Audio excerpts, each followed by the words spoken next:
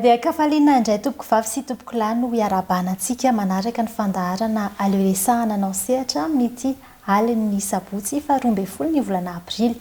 2024 ity dia manasa anao ampanajana naraka hatramin'ny farany an'izao fandaharana izao araka ny ahitantsika any atokantrano azy aloha dia nivoaka kely ny studio indray isika amin'ny fandaharana mity alina ity satria dia nandray antsika manokana ny vahintsika ao amin'izao fandaharana izao tsy izany fa ny rado rafalmanana izay no afantarantsika azy efa eny teo amin'ny sehatry ny politika fa eny ihany koa teo amin'ny sehatry ny toe-karena ho fantarintsika bebe kokoa ny mahakasika azy rehefa avy eo asaina ianao hiaraka amin'ny fandaharana hatramin'ny farany ary azosika atao ihany koa ny manaraka an'izao fandaharana aleoresahana anao sehatra izao ao amin'ny page Facebook Record Madagascar araka ny fanambarako teo ary dia vahintsika manokana ary dia nanaiky nandray antsika ihany koa ny rado rafalmanana amin'ny ity alina ity miarabanao tompoko tonga soa atao anatin'ny fandaharana aleoresahana anao sehatra eto amin'ny Record Madagascar. Miaraba ny Manoary Vony dia miaraba ny mpijery ny télévision Record sy ny vahoaka malagasy ray manontolo.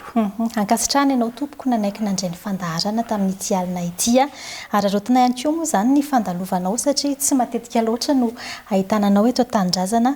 dia ankasitrahana be dia be ianao nanaiky ny ivahiny atao anatin'izao fandaharana aleoresahana anao sehatra izao. Fohifohy ihany ny fandaharantsika be dia be ny zavatra tianao anontaniana ny rado rafalmanana fa andeha hanomboako azy angamba aloha dia tsy ho tsiny raha tonga dia hivantana ny fanontaniako raha tsy diso ny fitadidiako volana maromaro lasa ianao izay ny teny hoe hitsahatra tanteraka eo amin'ny lafin'ny politika na fantatra foana nefa teo amin'ny lafin'ny politika aloha izany ny rado rafalmanana izany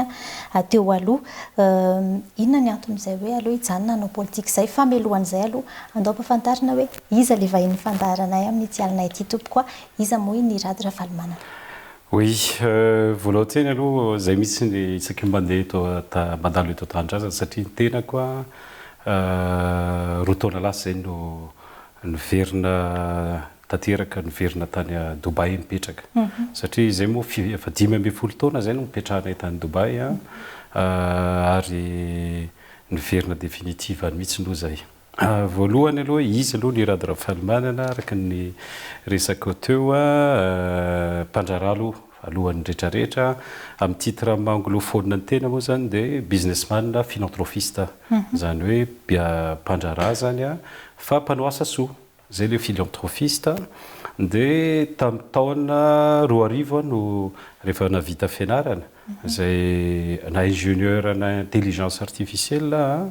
dia nanohy fianarana manana PhD na intelligence artificielle dia nanangana orinasa teto Madagasikara tamin'izany computer center dia avy eo lasa groupe navondron'orinasa teto Action Soldine Madagasikara dia misehatra amin'ny sehatra maro izay manana rantsana anankisivy dia avy eo teo amin'ny 200 mahery teo ny mpiasa raikitry ny orinasa dia nanerana Madagasikara izy dia tamin'ny taona 20 lasa nivelatra tany ivelany dia anisan'izany ny fitoerana ny Dubai. Tany Dubai zany ny fetim-bao mbola tsisy nino Dubai tamin'izany fa izay anisan'ny nametraka orinasa malagasy tany dia mipetraka koa tany Singapour dia avy eo tany Hong Kong dia rehefa avy eo moa ndroborobo ny tany Dubai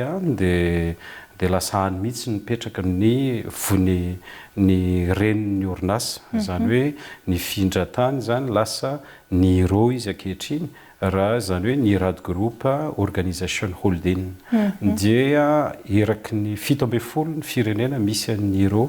ary misehatra amin'ny resaka angovo zay aloha ny tena asa voalohany resaka angovo misy sehatra orinasa anankiray hoe Alliance Énergie izay miresaka angovo zany zay eraky ny Afrika dia ao koa ny resaka agribusiness dia ao koa ny resaka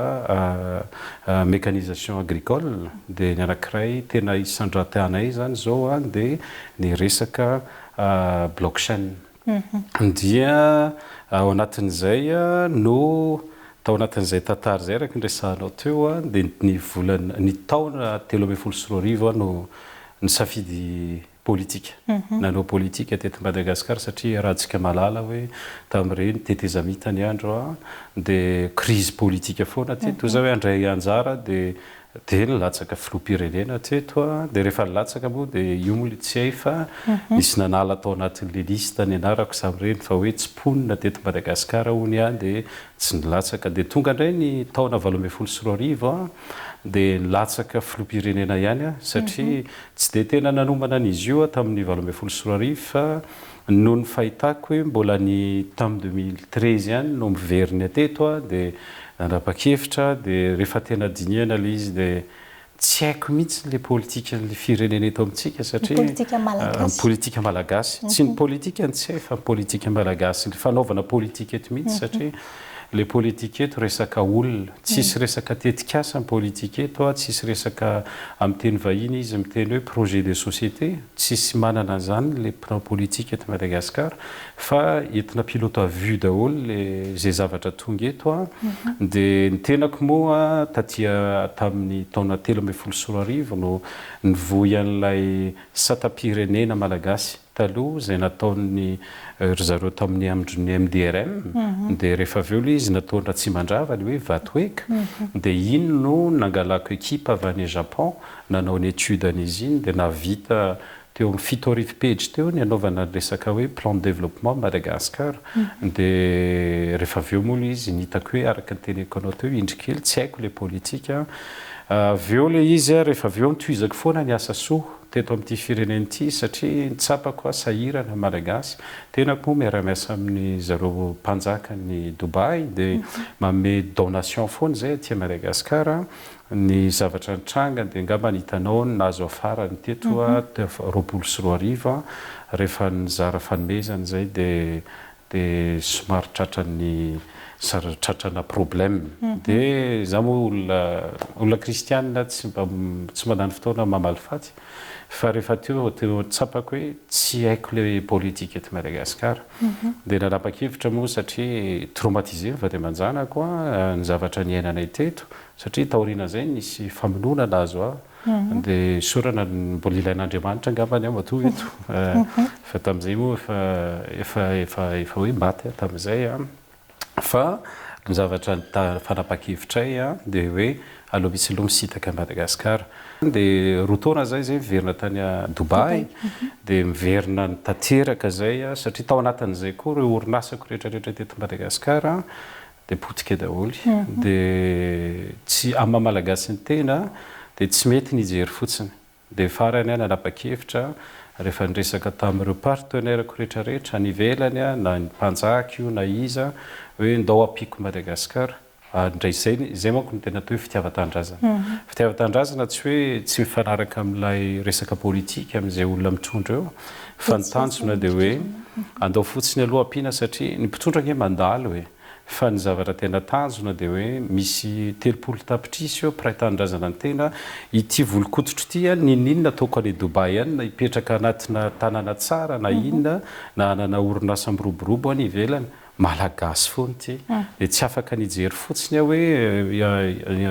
ho an'ilay malagasy sahirana aty dia nanapa-kevitra zay ny hoe hiverina aty na andrarà amina toe-karena dia tamin'ny heritaona ohatr'izao mihitsy no verina teto Madagasikara dia niteny hoe hisitaka aloha amin'ny politika eto Madagasikara zany tsy miteny hoe tsy hanao politika intsony fa hisitaka mihitsy ny aloha amin'ny politika mandritra ny taona maro satria ny zavatra tsapako raha vao miteny androany manko zao vao mba hiteny amin'ny tena hoe mpanao gazety satria ny antony vao miteny dia politika dia manohatra dia manao an'izao dia mitsorona mazava hoe aloha tsy miresaka politika ny atao hoe tsy manao politika manko dia efa politika fa kosany ny zavatra tsapako eto Madagasikara dia lasa ohatrany hoe tsy afaka mampandroso zavatra mihitsy neto raha tsy manao hoe mirona amin'izao na mirona an'izao za tsy te hirona amin'izaniza satria zany iradora-falimanana dia ny zavatra tena tiako atongavana dia ny hoe aloaloha za ndray anjara amina resaka toe-karena an'ilay firenena satria hitako tena potika ny toe-karena malagasy ary ny zavatra anankiray tsapako dia lasa lasa mpijery fotsiny sisany tena malagasy fa lasa vahiny daholo no mentsehatra le toe-karena malagasy kanefa ny azadintsika fa ny firenena tsy mandroso raha tsy ny toe-karena no matanjaka dia ny toe-karentsika nefa tena lasa vahiny daholo dia ohatrany tsy mety raha ohatra ka hoe hijery fotsiny avy any ivelany fa aloha miverina eto Madagasikara mihitsy ny aloha dia efa mipetraka moa ny Emirates Airlines manao Dubai Madagasikara izay lasa efa isan'andro misy volona fa tsy ny latsinainy dia io moa ny busnay zany hoe afaka mivezivezy eo dia nanapa-kevitra mihitsy ny aho hoe indroa andro telo andro ao anatin'ny herinandro dia eto Madagasikara amin'izao fanombohana zao rehetrarehetra zao dia mivezivezy eo zay dia amin'izay mba sady tsy lavitra ke Dubai niniko tsy nitapahana mihitsy ianao tao anatin'izay fanazavana izay na somary lavalava azy satria nanampy ny mpijery antsika ny fandaharana hafantatra hoe iza moa ny Rado Ravalomanana ary inona ny ataonao amin'izao fotoan'izao rehefa hoe nisitaka tao anatin'izay politika izay 3 andro ao anatin'ny herinandro ihany ianao no eto Madagasikara dia nanararoatra izahay naka fotoana tamin'ny Rado Ravalomanana handray ny fandaharana amin'ny ity alina ity dia tonga dia hiditra ny amin'ny lafin'ny toe-karena ray satria nakatontsika teo ny pejin'ny politika iny ianao raha toe fa nisitaka ao anatin'izay fanaovana politika malagasy izay aloha ao anatin'ny fotoana lavalava ianao misehatra eo amin'ny lafin'ny toe-karena mahita ny zava-misy amin'ny firenena maro anisan'izany Dubai nambaranao teo ahoana ny fahitanao ny zava-misy amin'izao fotoan'izao eto Madagasikara raha ny lafin'ny toe-karena no resahantsika eo amin'izay lafin'ny toe-karena izay efa somary ny tena ianao teo hoe anjakan'ny vahiny sy ny sisa hidirantsika lalindalina izay rehefa avy eo hoe inona kosa ary no entintsika malagasy ao anatin'izay toe-karena izay fa raha ny zava-misy amin'izao fotoan'izao ny fahitanao ny fomba fijerinao raha toe-karena izay toe-karena misy eto Madagasikara izay toko araka ny teneniko anao teo hoe businessman philanthropiste zany hoe mpandrarazany le businessman dia philanthrope le manao asa soa dia manana andraikitra any New York zany hoe any amin'ny firenena mikambana zany hoe zany ambassadeur ny WFDP World Fund for Development Planning organisation pro-gouvernementale io manokana izy tsy rattaché amin'ny Nations Unies fa izany no représentant permanent ny WFDP ao amin'ny siège ny Nations Unies ao a New York dia araka ny teneniko anao teo hoe ny Dubai moa dia karazana hub dia izany indray isam-bolana dia miasa any mandeha manatrika fivoriana any zay moa karazana ONG pro-gouvernementale io zay miaraka amin'izareo monde arabe dia amin'ny hoe World Fund for Development Planning zay dia mizara manao famatsiana raboly zay amin'ny projet rehetrarehetra indrindrina moa ny anady Afrika dia manohana ny tanora afrikana Madagasikara moa anatin'izay dia zay zany ny asako anankiray andraikitra amin'ny philanthrope io zany dia andraikitra anankiray miteny amin'izay ianao hoe resaka toe-karena alohan'ny iresako tsara ny resaka toe-karena eto Madagasikara dia mila fantatritsika mihitsiny fa misy olana zao eto tany amin'ny resaka toe-karena ero tany fa ny tsapako amin'ny toe-karena malagasy dia potika tanteraka ny toe-karena malagasy tsisy afaka miteny eto hoe mandeha ny toe-karena eto Madagasikara ina ny antony mapotika azy dia ny olombelona mihitsy ny loha mipotika ny malagasy mihitsy ny potika satria ny antony dia zao misy karazan'olona eto amin'ity firenena ity zay ataontsika hoe elite nareo zany ny tanora zay ataontsika hoe mba nianatra reny zay manko natao hoe elite zany nianatra dia tsika elite io zany eo amin'ny ataontsika hoe 100 eo amin'ny malagasy dia nefany le elite mihitsy ny ary zao no very repère mialatsiny amin'ny teny vahiny izy hoe very repère zay ny azona azy tsy fantatry le tanora ntsony hoe hoaizytsika ary zay ny zavatra anankiray maninona le toe-karena ny teneniko hoe potika anisan'ny zavatra anankiray Madagasikara ary nareo ny tanora tsy dia manana an'izany fahadidiana tadidy zany fa Madagasikara dia anisan'ny firenena exportateur agoavana fahiny raha tsy teny fotsiny hoe anisany mbola exportateur mondial amin'ny resaka vanily aloha tsika hatramin'izao ray zay fa taloha dia 7 taona lasa i Madagasikara mbola naresy amin'ny Brésil tamin'ny resaka exportation ana siramamy. Madagasikara dia nisan'ny premier exportateur ana café. Madagasikara nisan'ny exportateur ana mahabibo noix de cajou. Madagasikara dia nisan'ny exportateur ana crevette. Fa rehefa taty aoriana zay rehetrarehetra zay tsy hakely fotsiny zany sady ho an'ny tanora sy ny amin'izao fotoana tsy manondrana tsontsika fa le tena le fanondranana dia vahiny le manondrana. Ohatrany hoe raha hitely fotsiny hoe crevette zao eto Madagasikara dia orinasa karana anankiray dia roa dia frantsay. Fa raha hoe orinasa malagasy tsisy tsony. Nga tompoklahy Zora Zafimaleo no nanandrana nanao an'izy fa rehefa avy eo tena rava niaraka tamin'ilay orinasa. Ohatra izany koa ny amin'ny resaka ohatra ny hoe ny amin'ny resaka kafe mipotehana mihitsy ny kafe teto Madagasikara io ny vanille io potika tanteraka io. Ohatran'izay koa ny letchi tsy tamin'ny voalohany ange ny letchi malagasy daholo manondrana fa zao efa lasa ny vahiny daholo dia za gaga mijery groupement hoe groupement de letchi groupement de vanille dia misy fotsy-hoditra mialatsiny amin'le teny misy fotsy-hoditra hoe ina moa idiran'ny vazaha amin'le business fa eo amin'izay zany ny zavatra hitako hoe taloha mba nisy karazana hoe reto malagasy ny mpandraraha fa ankehitriny potehana daholo ny mpandraraha malagasy ny tena malagasy mialatsiny fa ny tena malagasy tsika sianao sy ny malagasy fa tsy hoe olona avy any ivelany hoe dia avy eo izy manana nazo kara-panondro dia hoe izy malagasy malagasy raisy reny zay ny atao hoe malagasy dia rehefa avy eo le économie atsika le toe-karentsika lasa toe-karena mpanafatra noho ireo olona vahiny reo satria amin'ny mahavahiny azy dia tiany tanindrazana izy dia tsy maintsy entana avy any aminy no entiny eto aisaka hatramin'ny vary afaratsika nefa tsika anisan'ny mpamboly vary ary tsara fantatrareo tsika tanora zay mba mandalina an'izany tadidio tsara fa Madagasikara tamin'ny andro fahagola dia anisan'ny efa mpanao mpanondrana vary tamin'ny andro mpanjaka zany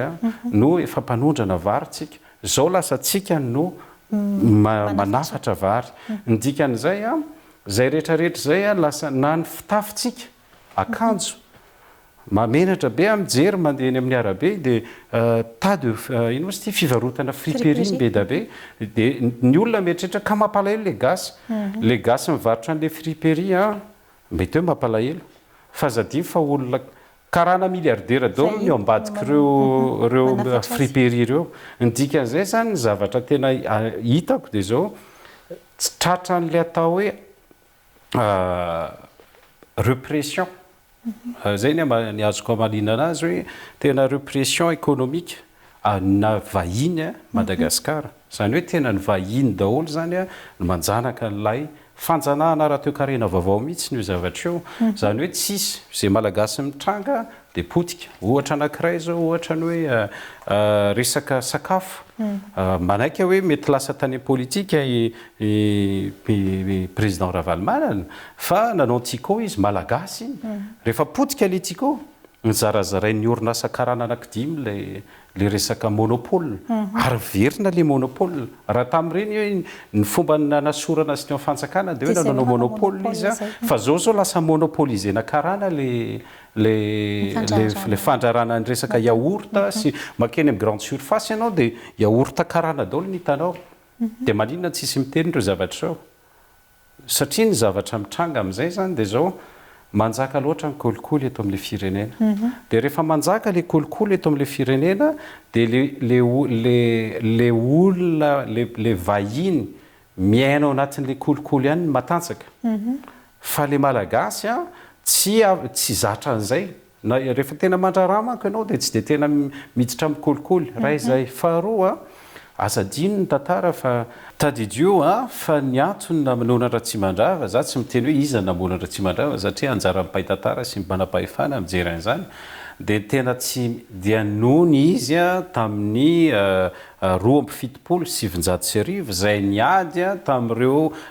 orinasa vahiny frantsay anankiroa sady 5 izy teo a izay tena nanao monopole teto amin'ity firenena ity satria nametraka le tetika asy izy hoe vatoeka na hoe voamera toekarena pokin'olona miainga avy any fokin'olona ny toekarena ny zavatra ntranga dia zao nyvonoana izy satria ny antony dia manimbatsembana lay manelangelona nilay vahiny zay koa mbola iainantsika androany ny ainatsika androany a dia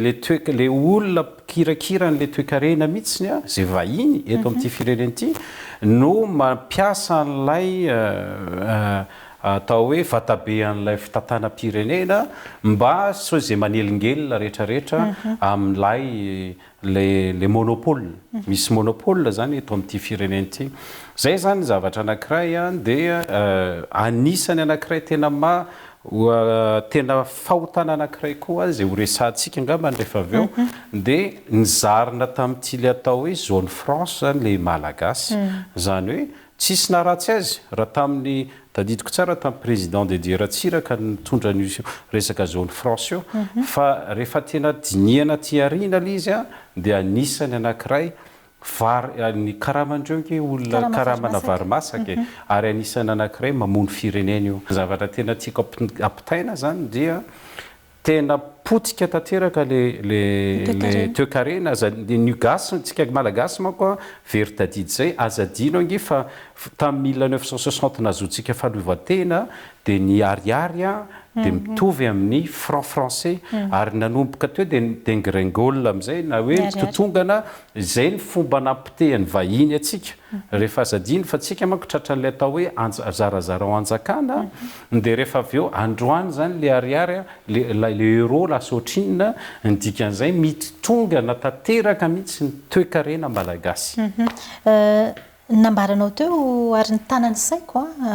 ny amin'ny hoe orinasa afaka aba hoy ianao reny zone franche reny nambaranao teo ihany koa hoe miankin-doha betsaka tsika ny toekarentsika mihitsy no miankin-doha amin'ny any ivelany miankin-doha amin'ny vahiny isika ary raha itsika ary ny fitenenana dia hoe tena miankin-doha tanteraka amin'ny vahiny ny fampiasam-bola rehetra sy ny toekarena rehetra izay mihodina eto Madagasikara amin'izao fotoana izao izy ity ho resahako ihany satria tena ararotina ny fahitananao amin'ity anio ity anisan'ny voankasik'a izao Madagasikara tamin'ny politika izay napetraky ny filoha amerikanina Donald Trump farany teo nisy ny habajeranana 7,700 amin'ireo entana avy aty Madagasikara miditra makany amin'izy ireo ary na misy ary ataontsika hoe fifampiresahana mety hoentina fotoana ihany no nomeny fa na tiana na tsy tiana zany dia iroson'ny amerikanina io fampiarana ny fampakarana ny habajeranana io isika nefa miaina betsaka amin'izay hoe ny asa ny fampiasam-bola eto amintsika dia tsy mihodina raha tsy misy an'izay hoe fandefasantsika entana makany ivelan'izay ary ireo ny akabeazan'ireo dia makany États-Unis ny Cameroun raha tsy resaka fa tsy ireo zone franche ny teneninao teo ireo isika ohatrany ahoana mety ho fiantraikan'izany amin'ny toekarentsika eto Madagasikara ary ndehantsika tsy tanisa fotsiny ny olana fa mety manana vahaolana kosa ary ve isika raha tena tsy maintsy irosony zareo ny fampiarana an'io 7,700 amin'ny habajerana an'io sao dia le politika ekonomika ny Madagasikara mihitsy ihany koa no tsy mety amin'ny zareo amerikanina alohany amaliko an'izay tenao rehetrarehetra izay dia anisan'ny tena olana lehibe aty amin'ny firenena afrikanina anisan'izany Madagasikara dia tsy fifehezana n'le atao hoe toekarena iraisam-pirenena zay zany anankiray ary indrindrindra ny politika iraisam-pirenena na hoe géopolitika ny antony manohary vony dia zao ny fahatongavan'ny président Donald Trump eo amin'ny fitantanana firenena américain da nina moa izy tamin'izy nanao premier mandat tsy nisy ohatran'io fa zao izy verina zao izy vao napetrany eo voalohany aloha zany misy izy dia olona anti-système ina moa le mpandraraha izy ray zay faharoa anti-système ina moa le atao anti-système dia tsy ekentsony lay fomba fisainana napetraka misy fomba fisainana zany napetraka raha mila fantatra tsika amin'izao aty Madagasikara sy ny any Afrika mihitsy zany hoe tadidio fa rehefa tapitra ny ady lehibe faharoa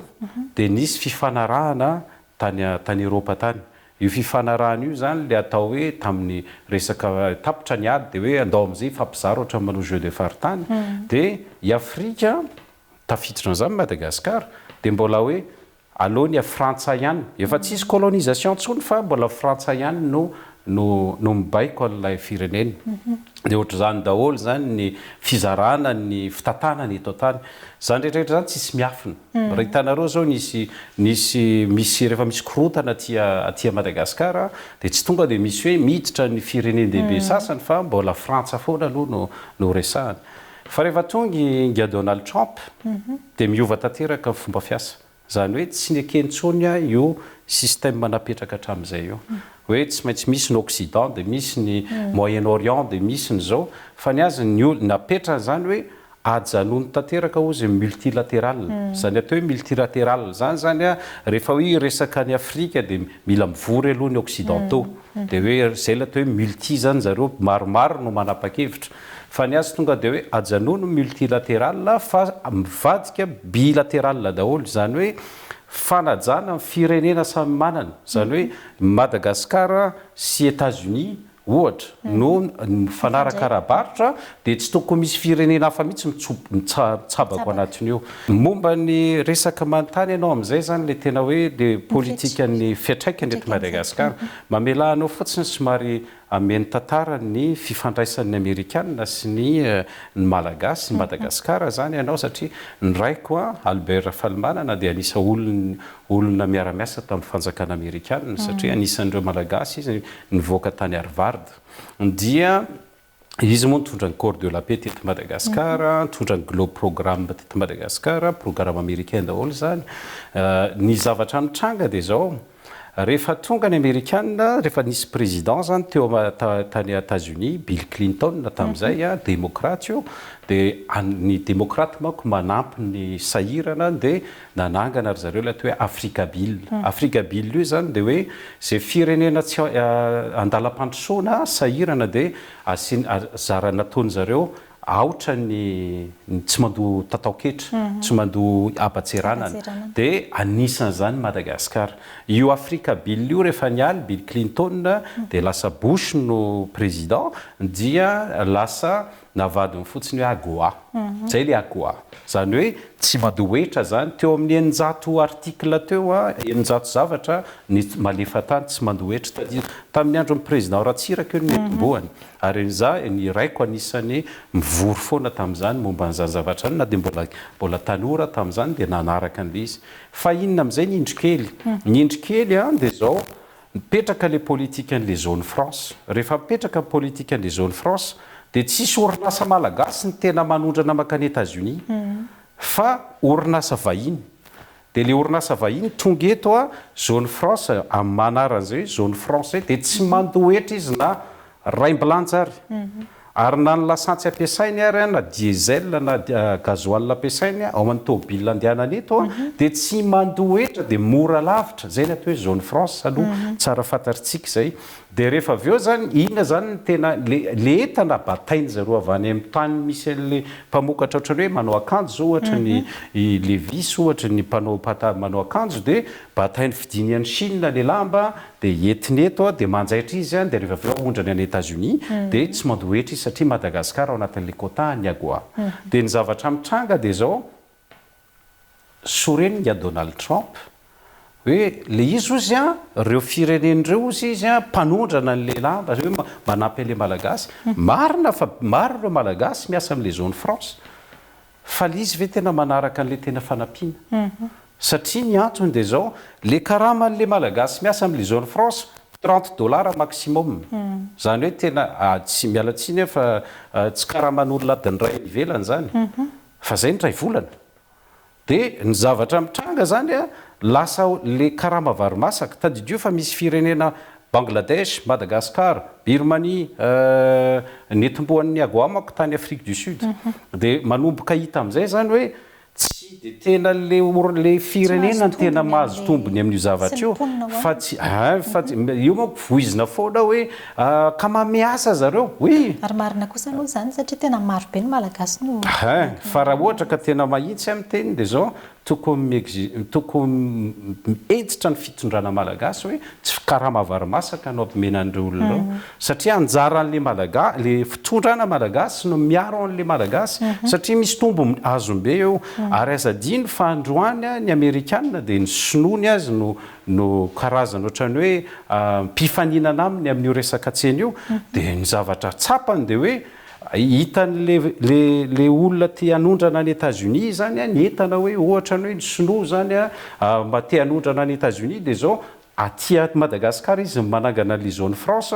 tsy misy fambolena tsisy hoe namboly coton izy dia nahazo nanamboarana an'le jean fa batainy avany le jean dia avy eo dia zairina fotsiny dia asiany etikety dia hoe made in Madagascar dia alefany any États-Unis dia izay ny zavatra politika ny Amerikanina hoe raha te hiara-iasa aminay nareo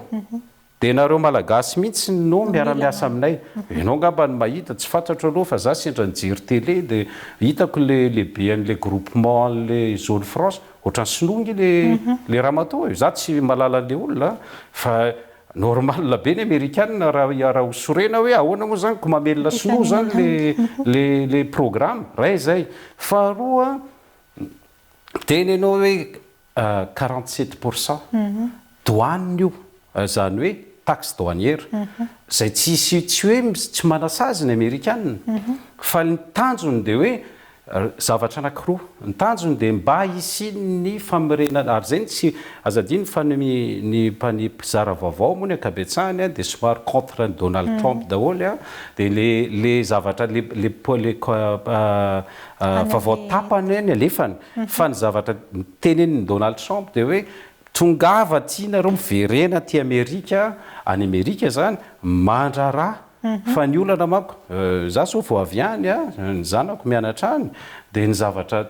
zara raha misy usine zao any États-Unis fa nivoaka daholo zareo dia amin'izay zany mahazo an'le subvention dia ny dikan'izay dia hoe misy zany aloha fitiavany an'le firenenany ninona resantsika firenenany aloha sy ny vahoaka ny nojereny satria be da be ny tsy anasany raha izay faharoa amin'izay zany amin'le resaka anankiray koa le politique bilatéral le politique bilatéral zany dia tsy tokony misy olona firenena na hafa manelanelany eo ampovoany eo fa rehefa hoe Amerikanina dia Madagasikara dia izay no miresaka zay no dia miresaka hoe ahoana daholo fa ny antsika raha vao misy miresaka dia tsy maintsy antsoina aloha le firenena frantsay dia ry zareo no miresaka eo andao aloha fa miara-mihitsy non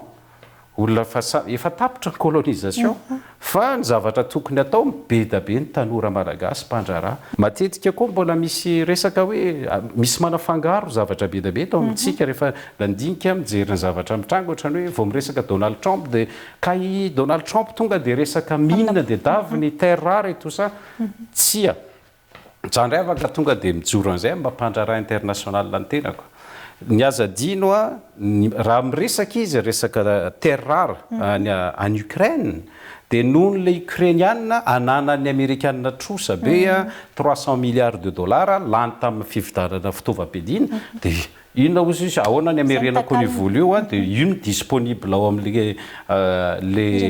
le firenena dia ozy io zany ny amenao satria ny tanànanao pitehanao daholo matsy le président ukrainien raha tia Madagasikara marina fa amerikanina ny orinasa miandraikitra amin'ny base toliary fa tsy midika mihitsy hoe io no miinteresse an'ny président amerikanina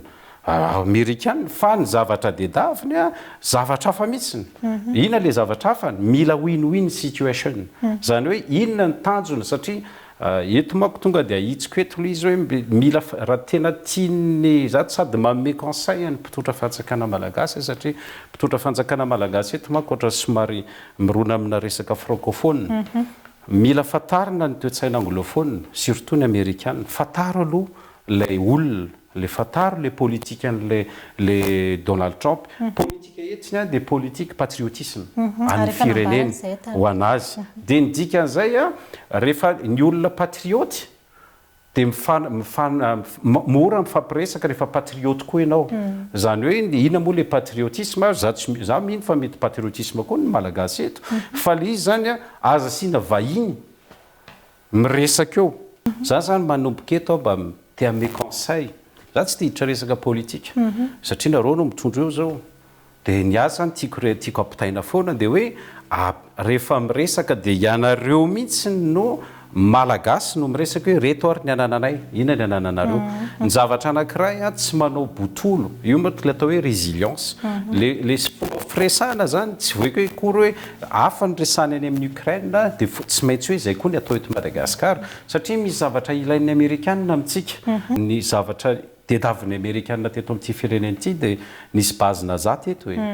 ary naninona no ngeza be ny bazy Naza teto satria géographiquement parlant dia mety amin'ny fandefasana zanabolana sy ny fijerena satria eo amin'ny coste d'ozone na Madagasikara niveau ensemble d'antre ny zanako zao mianatra astronaute any États-Unis any université any Washington mahalala tsara n'izany zavatra zany zany zao anisany anankiray azo resahana faharoa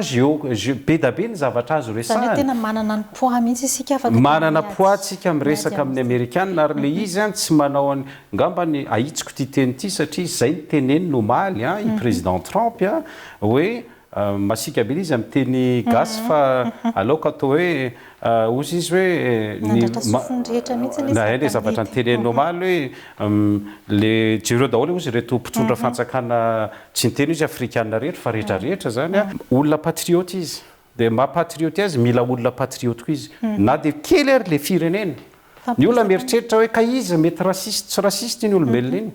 zao teneko anao anekdoty fantatry ny mpitondra rehetrarehetra zay mandalo anay amin'ny Dubai any ny tenako nge mipetraka ao anaty lotissement ny Donald Trump any Dubai tiako resahana zany amin'izay amaranako an'ilay resaka géoéconomique dia Madagasikara manana chance be miresaka amin'ny Donald Trump ary manana chance fa ny olana ny avy aty amin'ny côté malagasy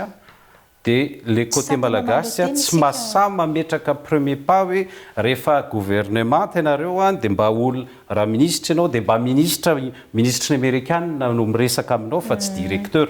mialatsiny fa mahitsy namako daholo ny akabetsahany fantatro daholo ny akabetsahan'ireo ministre reo ohatran'izay koa rehefa filoha-pirenena ianao dia filoha-pirenena miresaka aminao zany hoe manamaha izy azy zany satria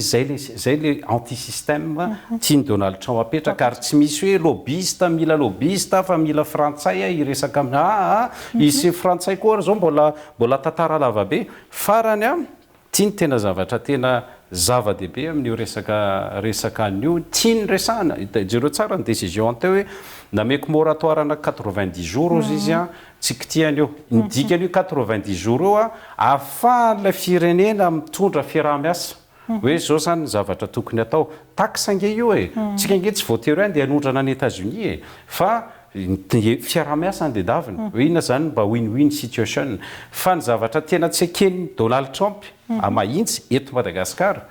ahitsiko le izy dia le zone franc eto vahiny daholo dia tsisy impact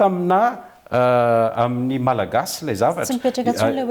hoe fanampiana malagasy dia ozy izy hoe fa maninona tsy maintsy mamelona an'ireo olona reo nefa ny karama tadidio fa ny États-Unis minimum na salaire $1000 $2000 nefa le karama mena le malagasy 30 dia itsika manko raha vao miteny an'izay eto manko mety hoe zamba samy miteny an'izay eto Madagasikara satria tsapako le izy za zao mahita lalana pitatafika iny dia misy hoe mpiasa vita plasta mitokony ohatr' zao dia efa ela be io no mitokony hoe dia tsisy miaro satria le corruption eto amintsika c'est généralisé todika amin'ny mpitondra fanjakana politique économique andresahana verena andoharano fotoanany zao fa tadidio tsara ny amariko anao farany dia zao tamin'ny tapabolana niaraka tamina conseiller ny président Donald Trump teto netiko teto Madagasikara mihitsy izy nanao observation zay mijery alohan'ny atongavany amin'io décision io mijery zay mandinika zao fantatry ny mpitondra fanjakana fahatongavany teto ary rehefa nyteny hoe misy hoaviny ty fireneny ity satria zadiny fa Madagasikara dia ilain'ny Amerikanina géographiquement parlant Madagasikara ilain'ny Amerikanina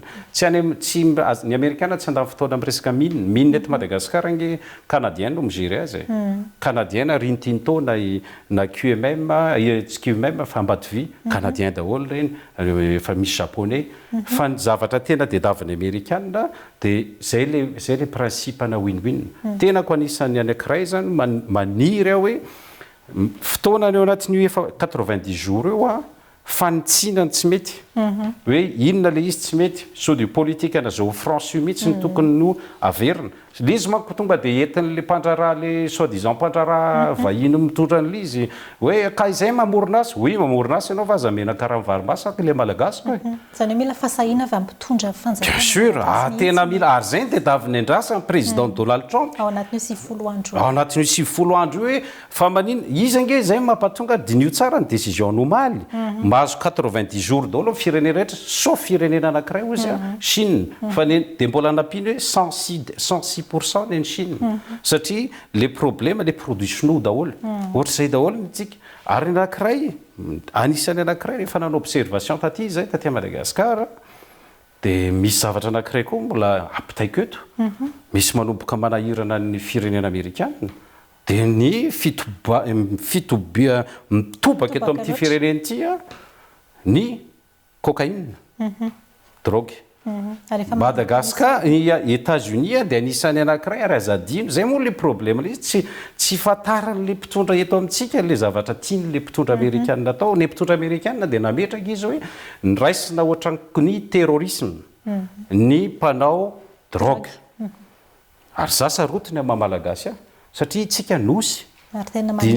nareo zao mpanao gazety dinio any Maurice inosy Maurice fa isan'andro misy arrestation foana manomboka tany amin'ny prime ministre manomboka ministre gouverneur ny banque centrale be da be ny arrestation polisy ny avy amin'ny polisy rehetrarehetra nareo mieritreritra fa hoe maninona zao izy vao mandeha satria miditra ny amerikanina ary anisany anankiray satria eto amin'ity firenentsika ity tamin'ny voalohany raha mitransit eto le resaka cocaïne amin'izao fotoana efa tsy mandalo fotsiny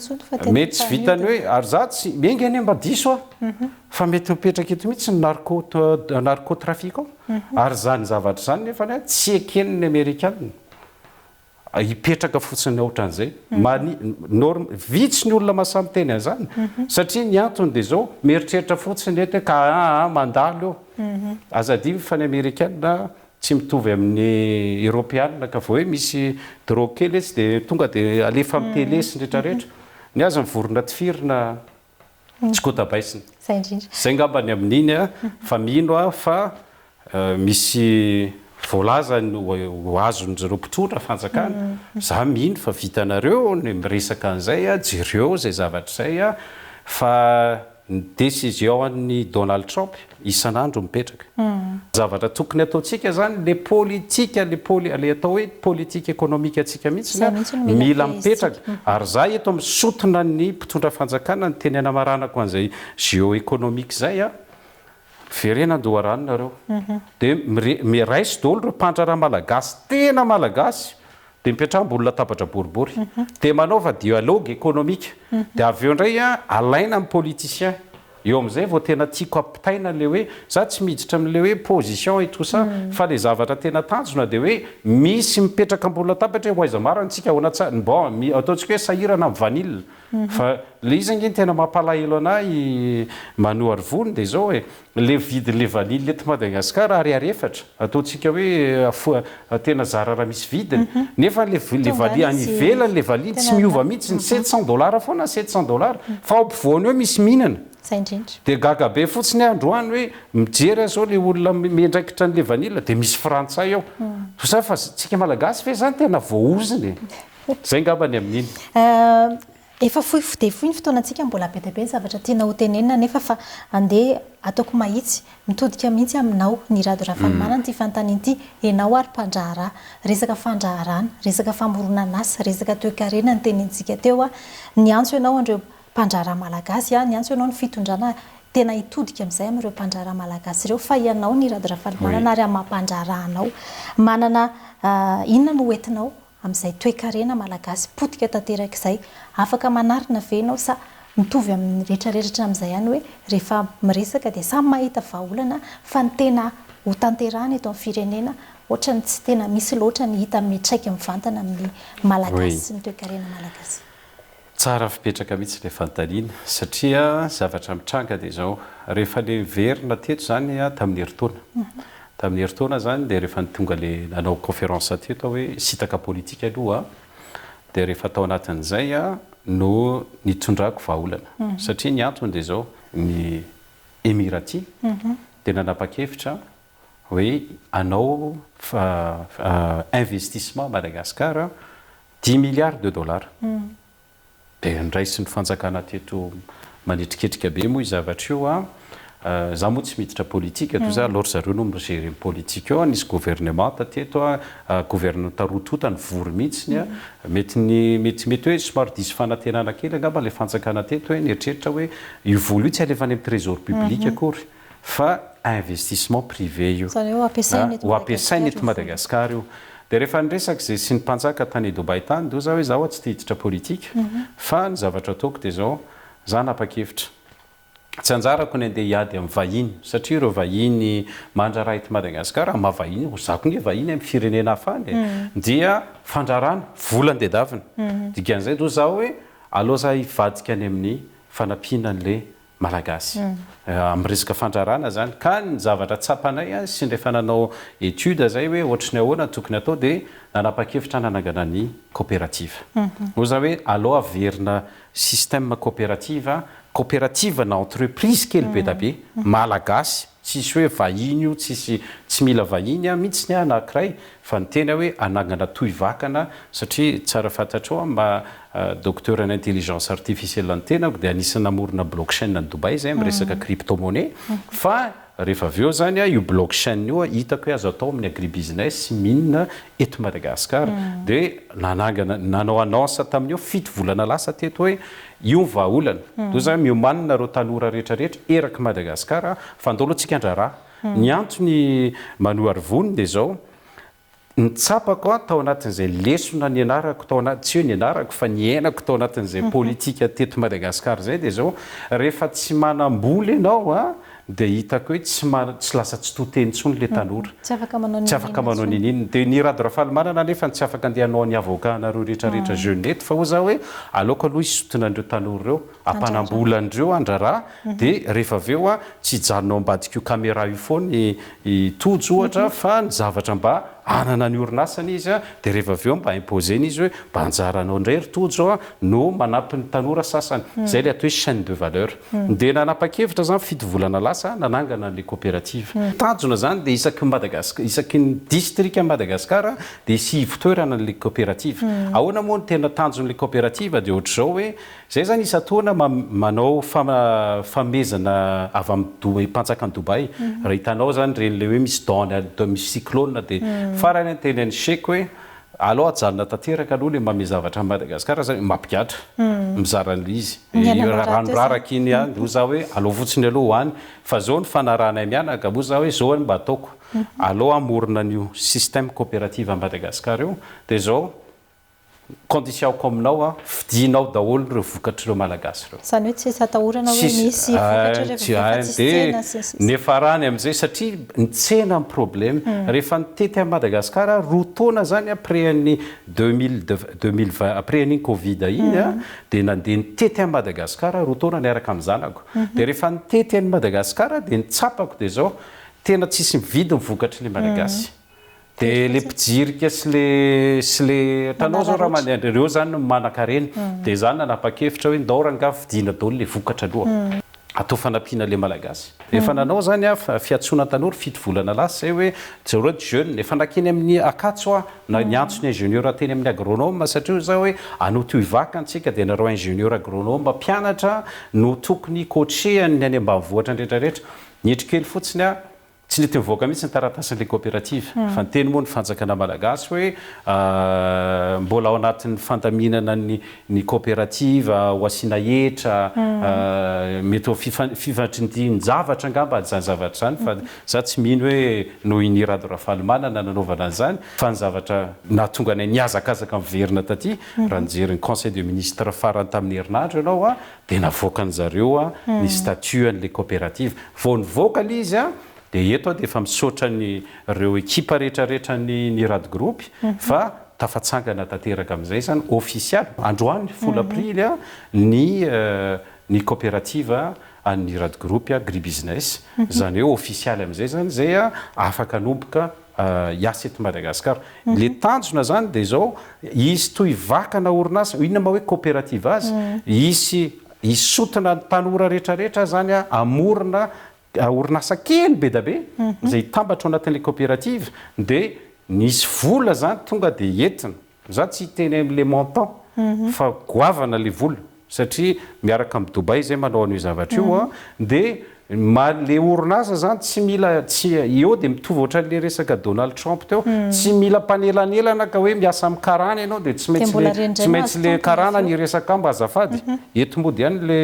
le patron anareo le ataonareo hoe patron zay foana moa ny teneko malagasy hoe manomboka androany ianao atsona patron fa za miantso an'ireny olona patron ianao zay le mandrara ny tiako atongavana zany zay aloha ny mba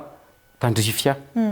ary za mino fa raha tena samy tia tandrazana antsika mitodika anareo mpitondra fanjakana dia aza siana sakana ntsony aleo mba andeha fotsiny le olana manko zay foana problema zay mampatonga nanany teny hoe tsy anao aleo aloha tsy miresaka politika tena tia metraka fanontaniana mikasika an'izay mihitsy mialatsiny manapaka anao hoe tsy matahotra ve ny Rado Rafalimanana hoe ho voasakatsakana na isiana antso-jay any amin'izay fanaovana n'izay resaka fandraharana resaka coopérative zay satria ianao fantatra tamina lafiny politika teo aloha ny sakana misy foana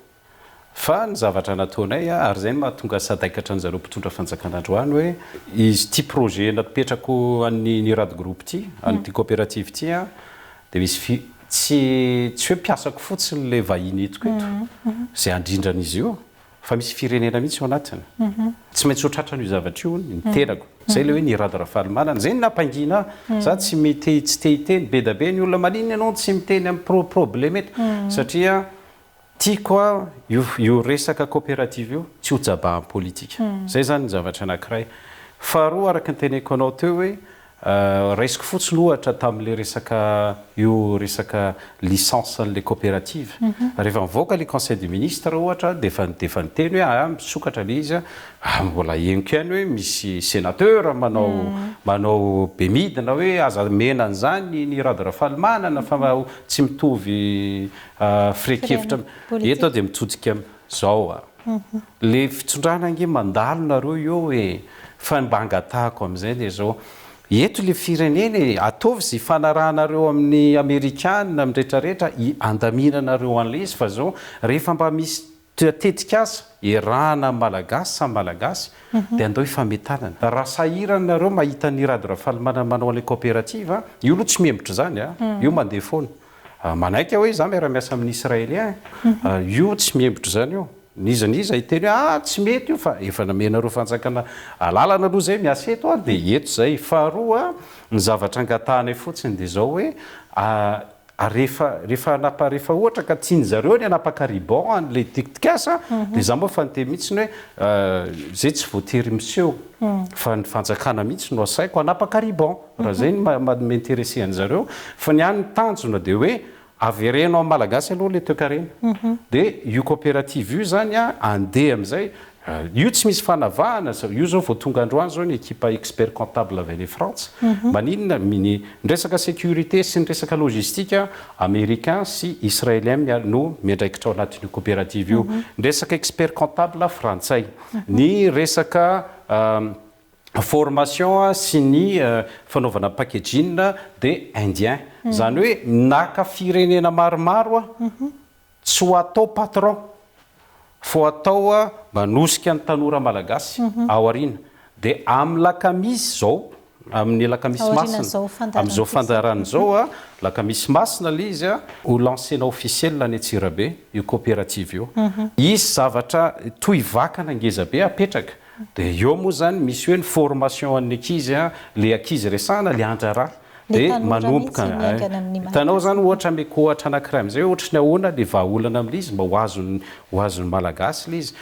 hitanao zao ka ny ovy any ambobarin'ny Tsirabe any Tsirabe 700 ny kilao any Ambandrosoasina ny amin'ny vidanana ny Dubai le izy efa ho 2 alina ny kilao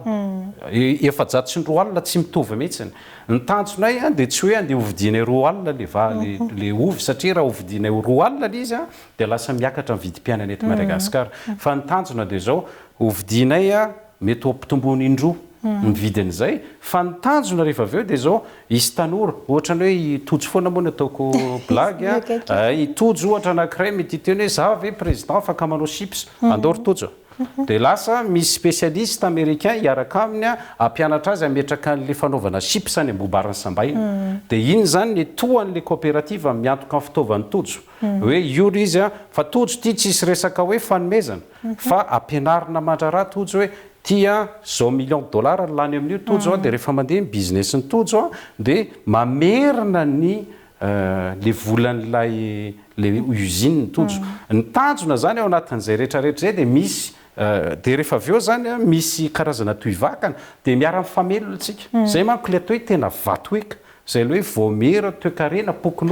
fokon'olona zany itojo zay olona va tia Tananarivo zay nanao fianarana no ezana miara-miasa am'le tantsaha any amin'ny any fa tsy hoe ny rado rafalimanana daholo ny andeha anakarena rereto fa miaraka daholo tsika ao anatin'izay le fandrarana zay tsy andeha ary mbola verika any zay mampatonga ana androany teny ny safidy tamin'ity émission anao ty manohary vony mba anazava ny sainy rehetrarehetra hoe aprimo any apositsika mihitsy ny aloha le resaka lolo-po ny zavatra anazy ao afara manko resaka Howard tany Casablanca et tout ça eny maninona ny safidy sy nakany satria ny antony dia zao malagasy raha samy nahazo Howard zay mirahalahy zany hoe filohan'ny république sy ny tena koa izy amina leader politique za en tant que leader économique tsy resaka tsy mitovy mihitsy ny Howard fa zao ny safidy any teny tamin'le organisateur za tany endo ny teny taminy hoe tsy hoany satria za malagasy filohan'le république raha tena za manko ny atao hoe tena fitiavan-tanindrazana fa tsy azon'le pomba anazy ao Facebook izy le tanjona zany dia zao rehefa mitondra anara Madagasikara rehefa mire mahazo Howard reny dia Madagasikara no mahazo voninahitra tsy mety raha olona roa samy malagasy ny eo fa za hoe aleo filohan'ny république ny anao azy eo na dia tsy mitovy hevitra ary zay ny atao hoe fanajana fa raisin'le ekipany sy ny rehetrarehetra hoe ny rado rafalimanana fifananana tsy azo manko le atao hoe géopolitique kely blitany zany hoentinay zany fa io coopérative io dia ikirakira iantoka coopérative rehetrarehetra ohatran'le Atsirabe zao dia efa misy coopérative eo amin'ny 500 zany efa mandeha ny asa am'izao efa mandeha ny asa efa be da be eo efa misy ekipa any miasa ny tanjona lavitrezaka dia ny hoe isiny ny malagasy mandraraha mifarana sady ny fotoanantsika mbola be dia be ny fanontaniana tianao apetraka na dia ny mahakasika an'izay fandraharana ho an'ny tanora izay fotsiny aza sy izay resaka coopérative izay fa dia efa akaiky aloha zany amin'ny alakamisy dia miraha rehefa ombiazana ho an'ny ny radio rafalimanana sy izay tetika asa amin'ny fanomezana sehatra andraharany ny malagasy sy ny tanora izay fa izay aloha no azontsika natolotra tao anatin'ny fandaharana ety ampamaranana omena 2 minitra ianao tompoko amarana antsika an'izay fiarahana tato anatin'ny aloresahan'izay voalohany aloha ngamba ny tena amaranako azy dia za mbola mino anoavy Madagasikara ary zay mampatonga anay hoe misontina ny tanora malagasy mihitsy hiditra amin'ny fandrarana manaiky fa very repère nareo fa io aloha ny zavatra mba tandrifa eva ty amiko dia manomboka Atsirabe zany le izy manomboka amin'ny lakamisy masina dia isy amin'izay fandaminana koa iraky Madagasikara 23 régions dia ny zavatra tanjona fotsiny dia hoe aza mieritreritra hoe ora-pitso maraina dia manan-karena daholotsika fa misy fanombohany zavatra rehetra dia mitodika manokana koa amin'ny mpanao politika malagasy mba miantso anareo manaovanareo fifanakalozana na mpitondro na mpanohatra io na iza avereny le patriotisme malagasy dia aleoaloha zay atia am'le resaka toekarena satria tsisy gazo tsony atao am'le toekarena fa olona par accident daholo sisan'le malagasy tafiditra anatin'le toekarena fa mba tokony isy ny atao hoe dialogue irahana miara-miasa hoe ahoana marina no avintsika malagasy zay ngamba ny teny farany ary mino fa nahafapoanareo na dia ataokary hoe fofetra ihany ny fotoana izay indrindra nkasitraninao tompoko na fohy fotoana niaraka taminay tamin'ity an'ity araka nambara deo hoe ararotina ihany ny fandalovanao eto Madagasikara sy atao anatin'ny fandaharana fa mananteny ihany koa fa mbola azo anao amin'ny fotoana manaraka iresana bebe kokoa mahakasika an'izay fandraharana izay izay no antsika marana ny fiarahana aloresahana anao sehatra tamin'ity alina ity ankasitrahany anareo tompoko niaraka taminay hatramin'ny farana dia mametraka ny veloma mandra-pitafa ao amin'ny manaraka indray veloma tompoko samy tohin'Andriamanitra tsika